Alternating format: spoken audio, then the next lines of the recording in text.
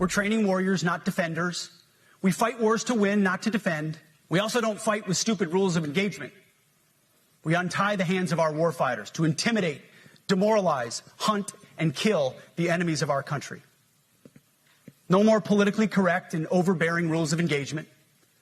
Just common sense, maximum lethality, and authority for warfighters. I want to bring into our coverage Democratic Senator Gary Peters of Michigan. He's a member of the Armed Services Committee. Senator, thank you for being here. Good to be with you. Were you a part of this briefing today? Did you hear from Admiral Bradley or see the video of that second strike? No, I was not part of the meeting. I'm a member of the Armed Services, but it was strictly the chairperson, the chair, as well as the ranking member. They saw it. I've certainly seen the statement from Senator Reid, who's the ranking member on Armed Services, and a pretty strong comment that he made, that it was he's now more committed than ever, that we have to get to the bottom of this. He was disturbed by what he saw, and he says we need to have the unedited versions of those videos have to be released. And, you know, I've known Ranking Member Reid for a long time. Those are pretty strong words from him. Obviously, he was pretty rattled by it, which means we have to get that information out broadly through the committee. And in fact, I'm happy to say that we're now launching another bipartisan investigation into this through Homeland Security. I serve as the ranking member on Homeland Security, which of course deals with issues of border security and drugs coming into the country. We're also the top oversight committee for the Senate. And today we made a formal request with Chairman Rand Paul and I as ranking member to get that information. So we've got committees across the U.S. Senate now coming together in a bipartisan way, saying the Department of Defense has to come clean, has to put this information out. These are very serious allegations, and we need to get to the bottom of it as soon as possible. What seems clear is that, at least at this point, there are a few things not in dispute, and one of them is that the act itself of a second strike on shipwreck survivors doesn't seem to be in dispute by the White House or the Defense Department or from anyone who was in that briefing today that walked out of that briefing. And the manual itself gives the example of not firing on shipwrecked people as you know, where that line is. Tell me what possible explanations exist and what your ranking member said he heard in the meeting that even constitutes the story they're telling about why they struck shipwrecked survivors.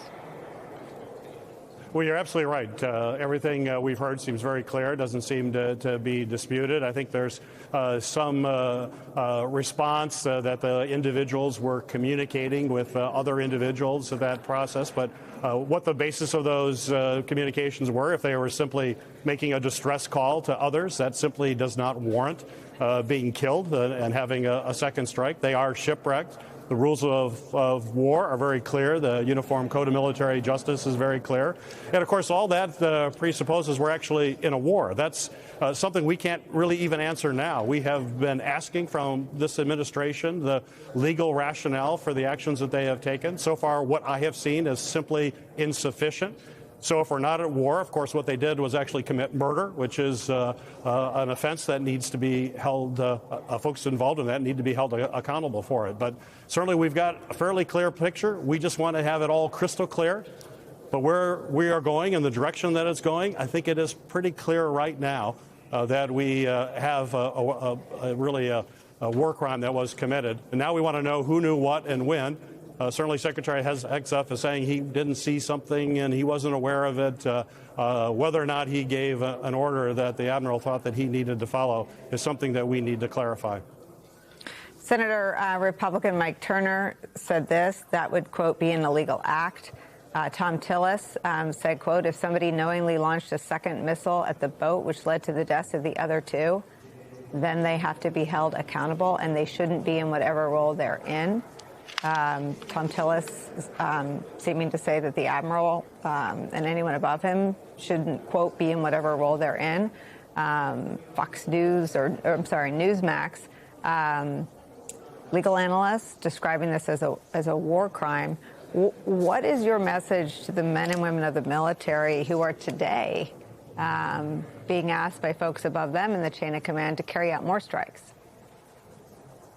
Yeah, it's, we're trained. I served in the Navy Reserve, and we're all trained in the military that you do not need to, in fact, you have a responsibility not to carry out unlawful orders. This appears to certainly be an unlawful order to launch a strike on defenseless folks who are the result of a shipwreck.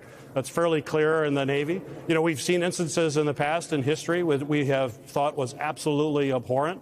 There is a recent case of a submarine, or I should say not recent, but a case of a submarine commander of the German submarine that sunk a ship and then killed civilians. That person was actually executed as a result of those actions. This is a very serious charge.